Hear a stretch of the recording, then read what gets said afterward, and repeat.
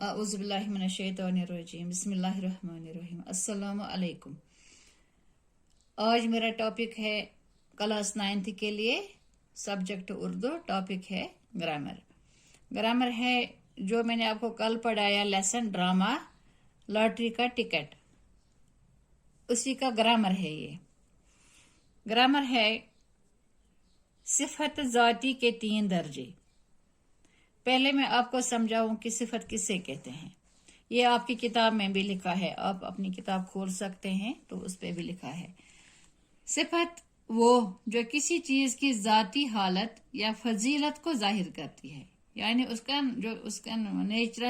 Natural जो किस हालत में कोई चीज है तो इसको हम सिफत कहलाते हैं। मसलन सुरुख, कामचोर, तवाना, यह है सिफत का मतलब।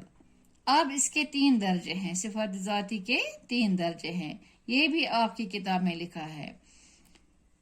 एक है तफजील नफसी, दूसरा है तफजील बाद, तीसरा है तफसील कुल।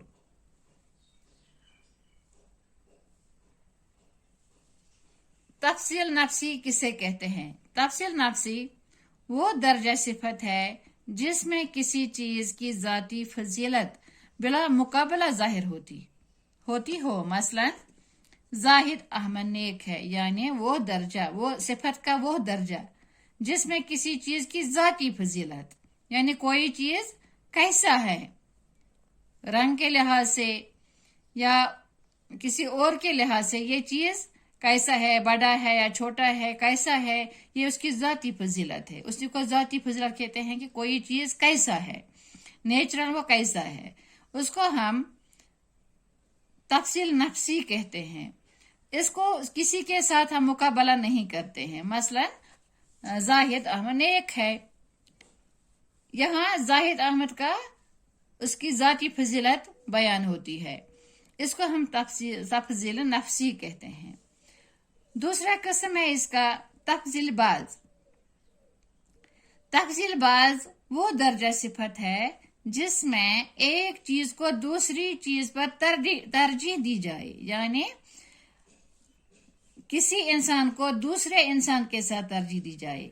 कोई इंसान दूसरे इंसान या कोई चीज दूसरे चीज से ज्यादा अच्छा है, उससे ज्यादा अच्छा नहीं, उससे अच्छा है, तो उसको हम तरजीह कहते हैं। मसलन मेरी कमीज तुम्हारी कमीज से अच्छी है, यहाँ हमने अपनी कमीज को दूसरी कमीज के साथ तरजीह दी है। ऐसी सिफत को हम तफजील बाज कहते हैं। तीसरा है उसका किस्म तफजील कुल, वो दर्जा सिफत जिसमें किसी चीज को उसी जैसी तमाम चीजों पर तरजीह दी जाए, यानी कोई चीज जो ज्यादा अच्छा हो, जो सबसे ज्यादा अच्छा हो, तो उसको हम तमाम चीजों से तरजीह देते हैं, तमाम चीजों से ज्यादा अहमियत देते हैं। मसलन हिमालय सब पहाड़ों से ऊंचा है, यानी कोई हिमालय जो है वो सब पहाड़ों से ऊंचा है। ये हम सबको ये पता है कि हिमालय सब पहाड़ों से ज्यादा ऊंचा है, तो उसको हम तफसील कुल कहते हैं। यानी जो किसी जाती, सिर्फ वो जाती लिहाज से कैसा है तो उसको हम तफसील नफसी कहते हैं।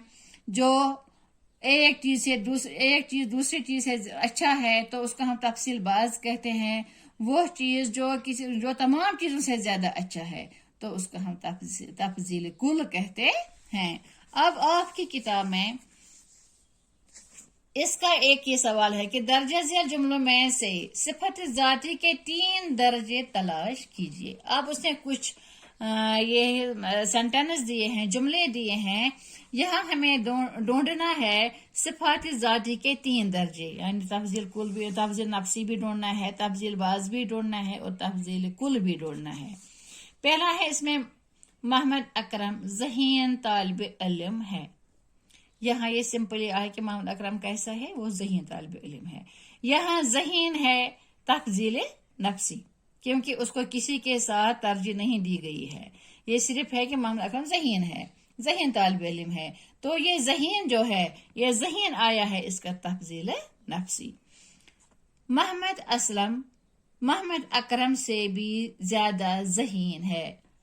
اگر آپ کو پہلے وہ سمجھ آیا ہوگا تفضیل باز، تو یہاں آپ یہ بھی سمجھ سکتے ہیں کہ محمد اکرم سے زیادہ ذہین ہے. یہاں آیا ہے محمد اکرم ذہین ہے، یہاں آیا ہے اب محمد اسلم محمد اکرم سے بھی زیادہ ذہین ہے، مطلب یہ دوسرے کے ساتھ کو ترجیح دی گئی ہے.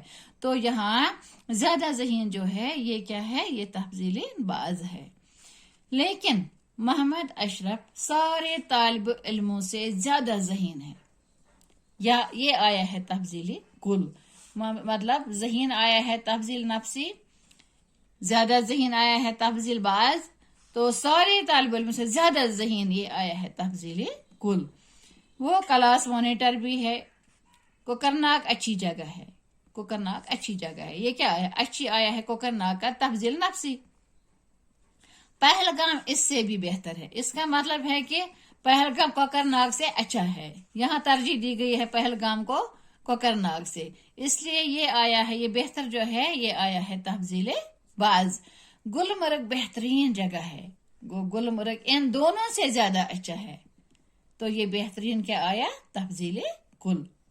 امید ہے آپ کو یہ سمجھ آیا ہوگا. یہاں مطلب ہے ذہین ہے تفضیل نفسی، زیادہ ذہین ہے تفضیل باز، سب سے زیادہ ذہین ہے تفضیل کل. اسی طرح اچھی جو ہے کوکرناگ اچھی جگہ ہے، اچھی آیا ہے تفضیل نفسی، بہتر آیا ہے تفضیل باز، تو بہترین آیا ہے تفضیل کل.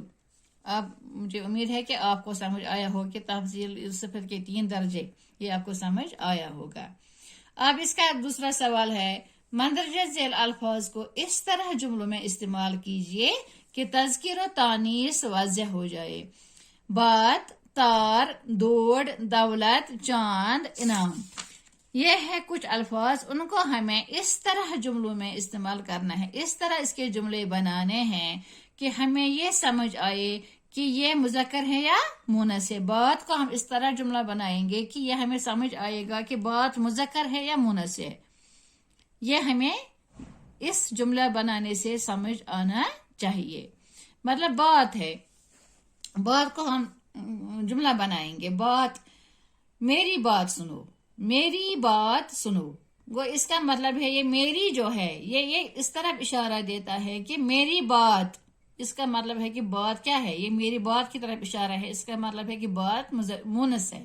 میری بات سنو، اس کا مطلب ہے کہ بات مونث ہے.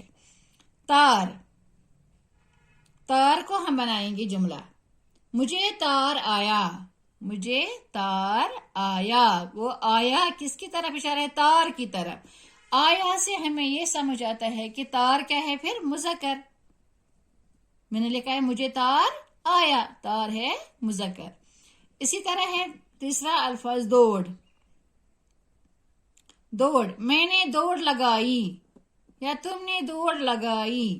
یہ لگائی بھی کس کی طرف اشارہ ہے؟ دوڑ کی طرف. اس طرح ہمیں یہ سمجھ آتا ہے کہ دوڑ بھی مونث ہے، کیونکہ میں نے کہا میں نے دوڑ لگائی، یہ لگائی دوڑ کی طرف اشارہ ہے، اس کا مطلب ہے کہ دوڑ مونث ہے. اسی طرح ہے ایک اور دولت. دولت اس طرح ہمیں جملے میں استعمال کرنا ہے کہ ہمیں یہ پتہ لگ جائے یہ مذکر ہے یا مونث. دولت، علم بڑی دولت ہے. بڑی کس کی طرف اشارہ ہے؟ دولت کی طرف. میں نے لکھا ہے علم بڑی دولت ہے، یہ بڑی اشارہ ہے دولت کی طرف کو. بڑی سے ہمیں یہ پتہ چلا کہ دولت بھی مونث ہے، علم بڑی دولت ہے. اسی طرح ہے چاند. اس کا جملہ بنائیں گے، چاند نکل آیا یا چاند رات کو چمکتا ہے.